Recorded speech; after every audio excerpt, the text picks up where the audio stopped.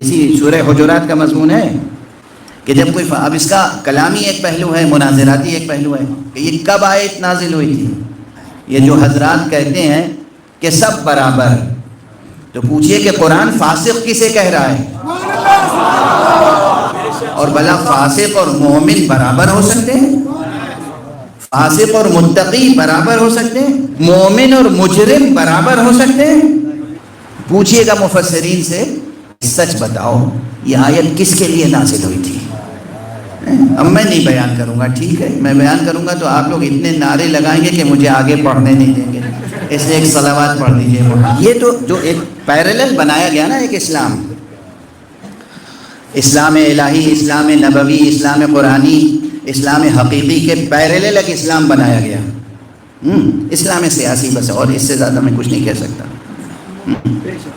اسلام سیاسی، اس میں ہر اسٹیٹمنٹ جو ہے اس کا نہ قرآن سے کوئی تعلق ہے، نہ وحی الہی سے تعلق ہے، نہ کلام پیغمبر سے تعلق ہے، بس سیاسی باتیں ہیں، عام سیاسی باتیں، ہوس پرستانہ سیاست،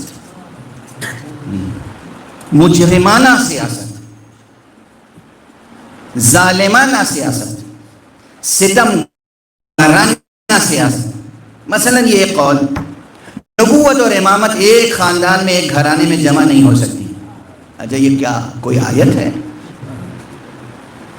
کوئی آیت ہے؟ یہ حدیث ہے؟ یہ سنت الہیہ ہے؟ یہ نہ یہ سنت الہیہ ہے، نہ یہ قرآن کی آیت ہے، نہ یہ حدیث کا مضمون ہے۔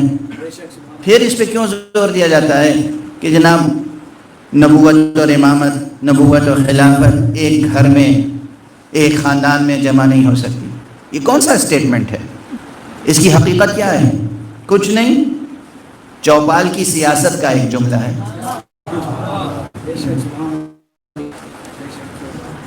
یا مثلا یہ جو دنیا کی پارٹیاں ہوتی ہیں نا، اقتدار کی رسہ کشی ہوتی ہے، تو یہ ہوتا ہے کہ ہماری مخالف جماعت اور پارٹی جو ہے، اس کے اچھے آدمی کے اچھے سے اچھے کارنامے کو بھی ہم کہیں گے کچھ بھی نہیں کیا، ملک کو نقصان پہنچایا، ان کی فلاں پالیسی نے ملک کو اتنا نقصان پہنچایا، اتنا نقصان پہنچایا۔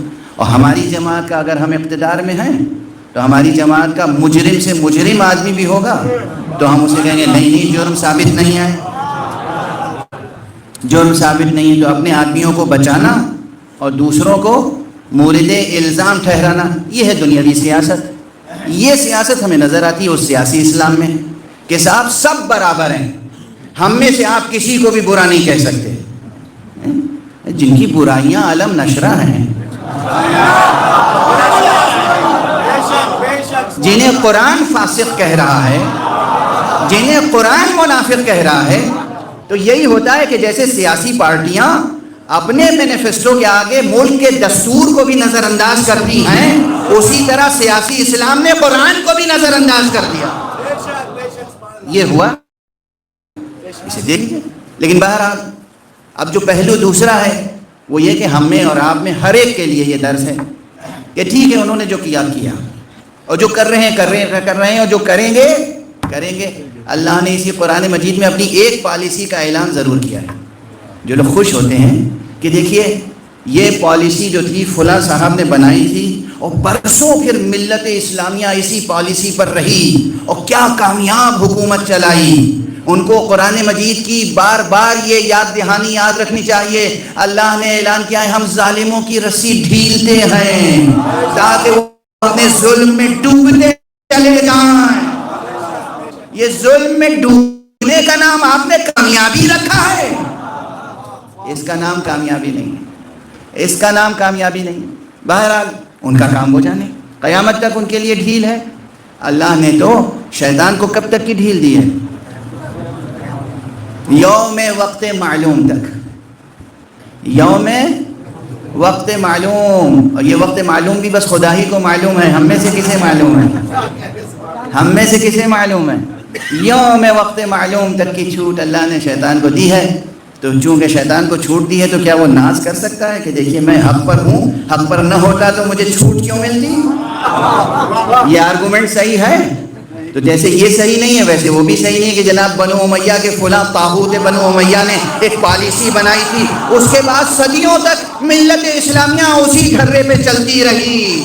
شیطان بھی چل رہا ہے اپنے گھرے پر، آپ بھی چلتے رہیں، نہ آپ کو کوئی فخر حاصل ہوگا نہ اسے کوئی فخر حاصل ہوگا، وہ بھی لعین و مردود ہے، آپ بھی ملعون و مردود ہیں۔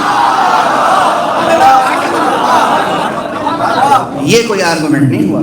دنیاوی اعتبار سے بہت اچھی ٹھیک ٹھاک حکومت کی فلاں صاحب کی ہوگی حکومت، بہت سے اور ہیں دنیا میں جو نے ٹھیک ٹھاک حکومت کی۔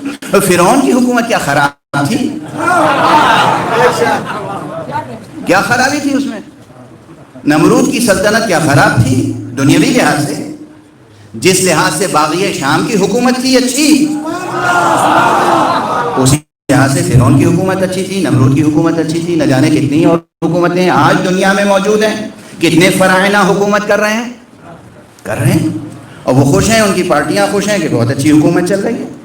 اپنی برائیوں پہ پردہ ڈالنا، دوسرے اچھوں کو برا کہنا اور بروں کو اچھا کہنا، یہ سیاست ہے، یہ سیاست ہے، یہ سیاسی اسلام میں بھی آ گئی یہ بات۔